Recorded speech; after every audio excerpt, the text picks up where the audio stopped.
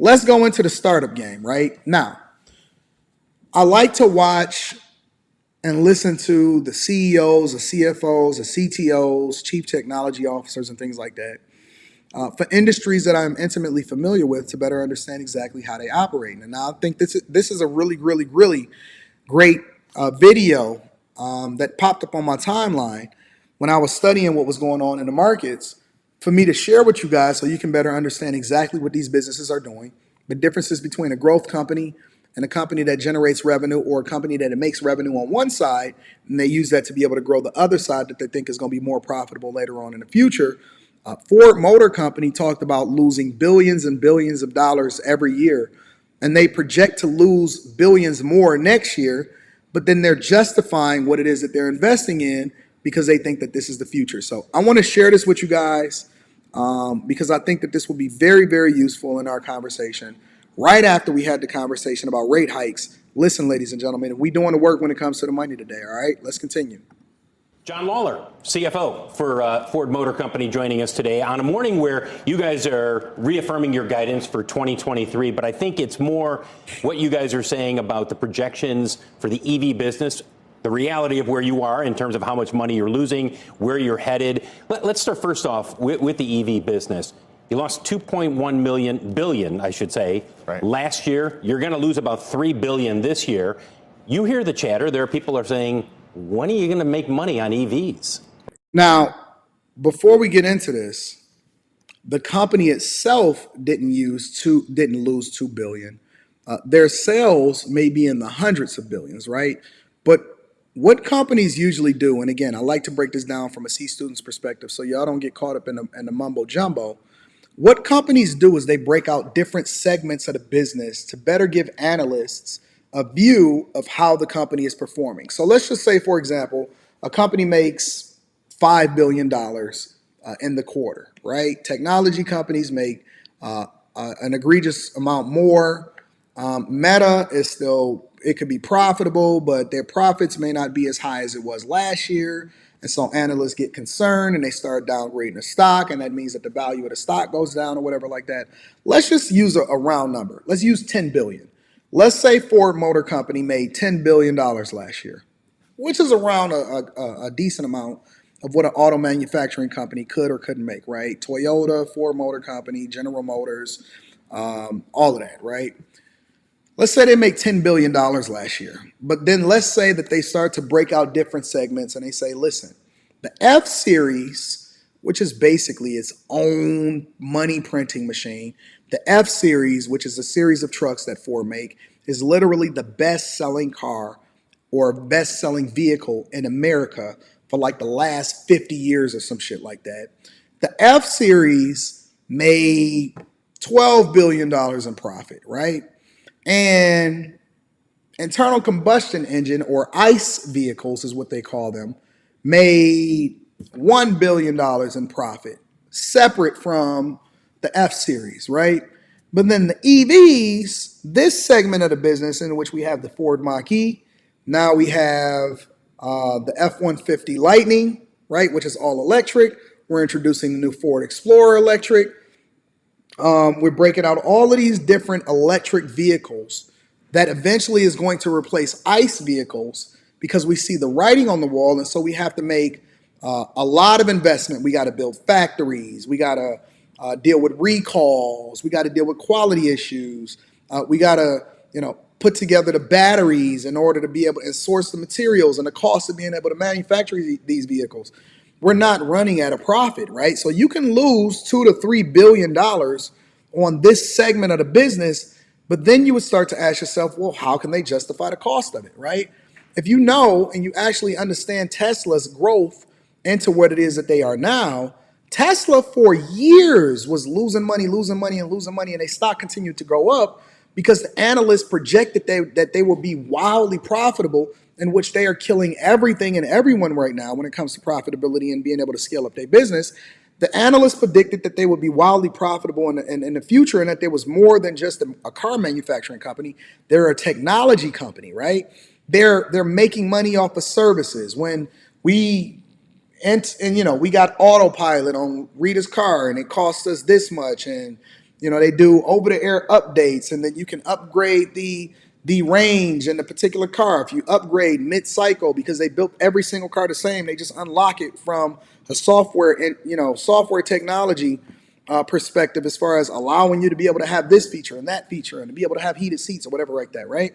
The technology company allows for them to look at the business much differently than you look at it just from a car manufacturing perspective. A car manufacturer has this parts and they have this many moving parts, whereas Tesla is simplifying the process and they said, listen, we can limit having an additional 4,000 parts going into the car by not only becoming an EV, but also having a mass stamp in which we stamp out the entire frame of the car instead of piecing it together and having different suppliers send us in here. We have less workers. We have an easier manufacturing process. We can improve the quality of the vehicle, so on and so forth. So I'm giving it to you, and I'm trying to help you understand and segment it out to help you to understand exactly how businesses break out.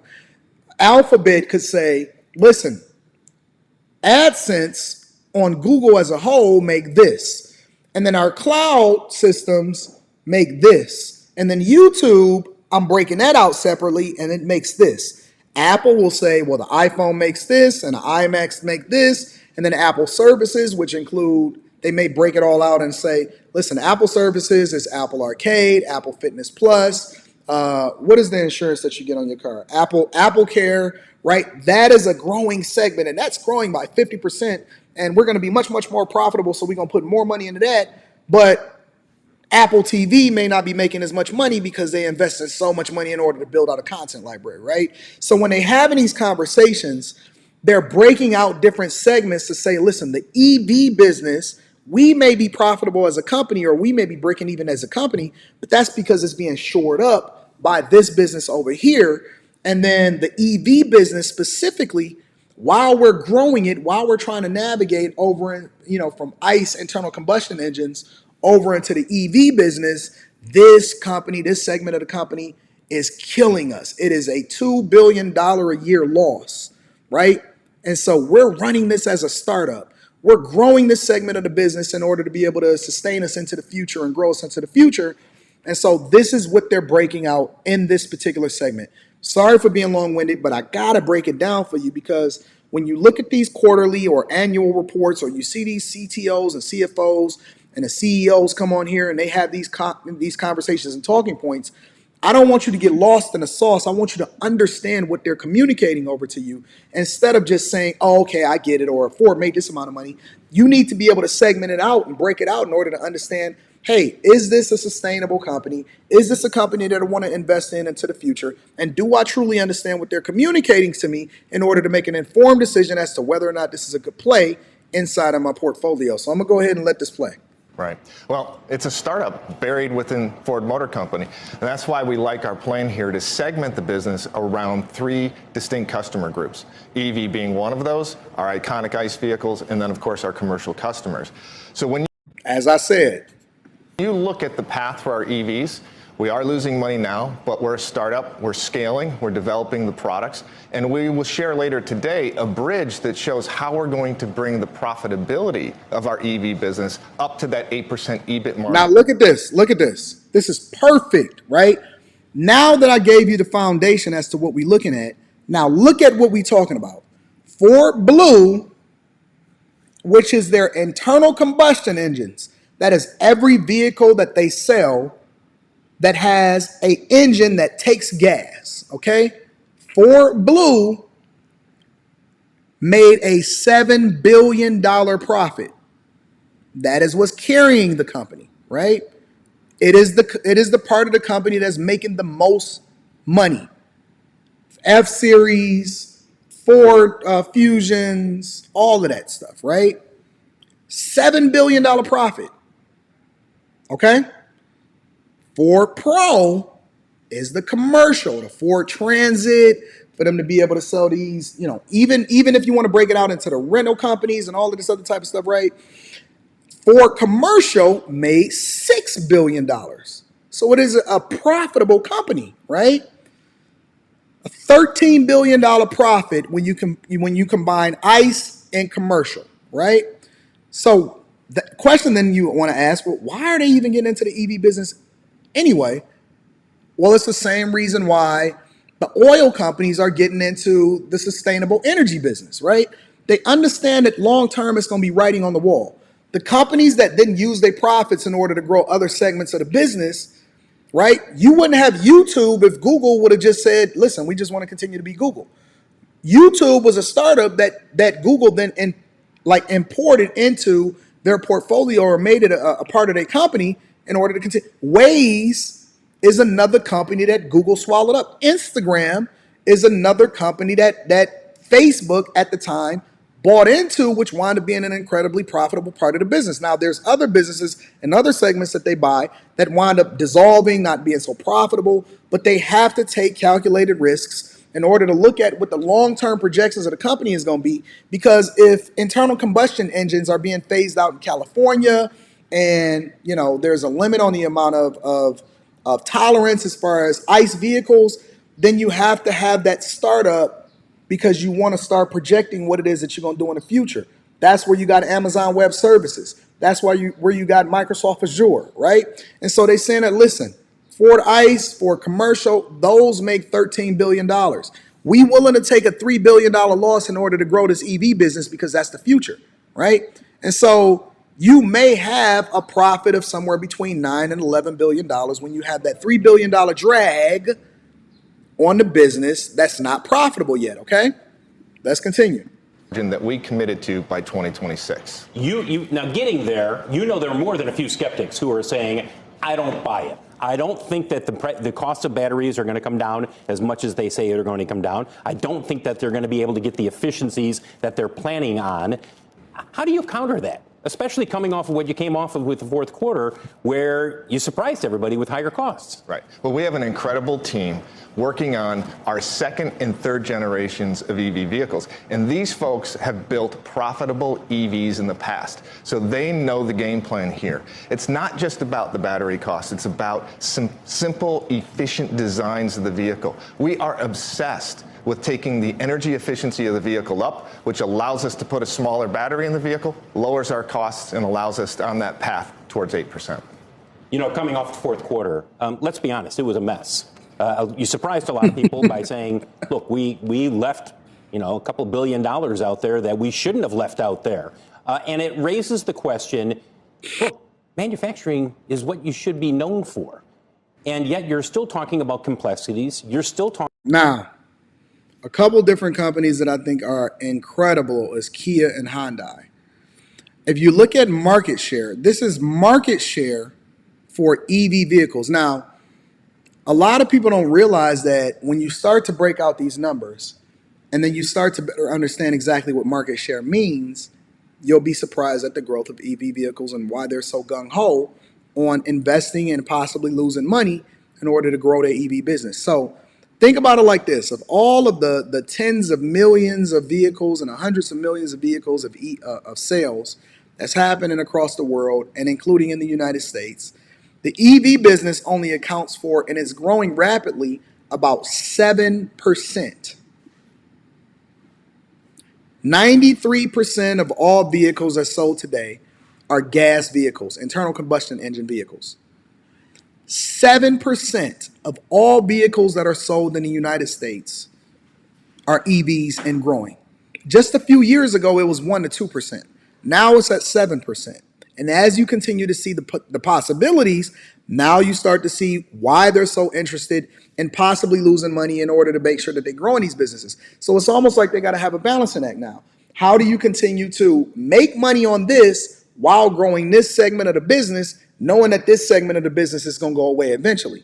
Tesla owns the equivalent of about 65% of the EV market right now.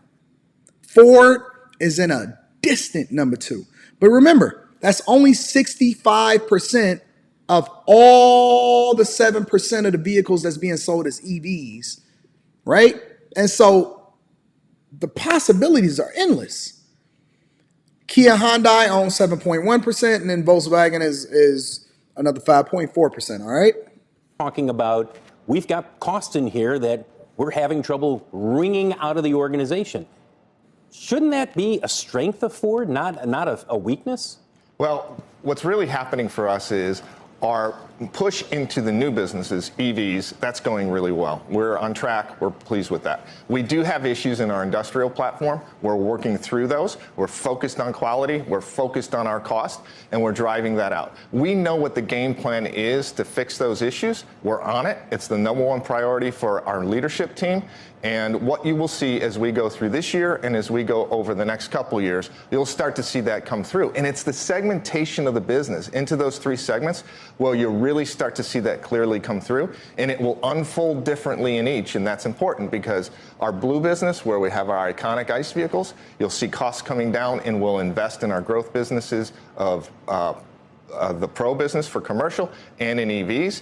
But one point there, Phil, is that ICE business for the next couple of years in Ford Blue, that's a growth business too. It's a growth.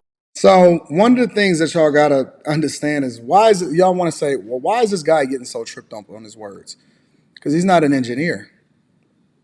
He's a CFO, right? Which means that he's a bean counter. Bean counters focus on the bottom line. They focus on the numbers. They focus on the profitability. Engineers focus on solving problems and creating things, right? And so right now he's trying to use talking points in order to try to fill in the gaps from a financial perspective of the questions that's being answered or being asked of him on Squawk Box by the host. But the reality is that he's right, and that there is an importance of you continuing to grow both segments of the business while building out what you think is going to be the most important part of the business long term. One thing that I do think that Ford needs to do a better job at is allowing for subscription services to also be a part of their profitability, not just selling the vehicles themselves. When you add on different services, some similar to what BMW is doing, and maybe I'll break that down in a completely different segment. I think that you can have a greater margin of profitability if you allow for that to happen. But we'll go over that shortly. Growth business if you can control your costs. I have to push back here on one thing. Covering you guys as long as I've covered you guys, it seems like every once in a while, 3 or 4 years, this issue comes up where there are problems getting the costs out. We are just not as efficient as we should be. Why is that with Ford? What is there in the DNA of this company that makes it so hard for you guys to get the level of efficiency that you should be getting? Yeah. Well, I'd say that as a management team, we're moving past awareness to acceptance and now accountability. With our 3 segments, there's clear accountability. This is just corporate speak. I don't want to hear any more. But you guys get the general gist, right? I just wanted to give you guys some insight on what you should be looking for when you're starting to see these quarterly reports come out and for these different companies to announce their results based off of what happened during the previous quarter and what their projections are for the next year. They're basically giving you a blueprint for what success looks like long term, and they're charting their course and their territory of where they think the company is going to go in order to compete in the marketplace to sell you a vehicle, right? They're investing in what it is that they have now in order to make sure, or they're using what they're making revenue off of in order to invest in what it is that they got long term, all right? So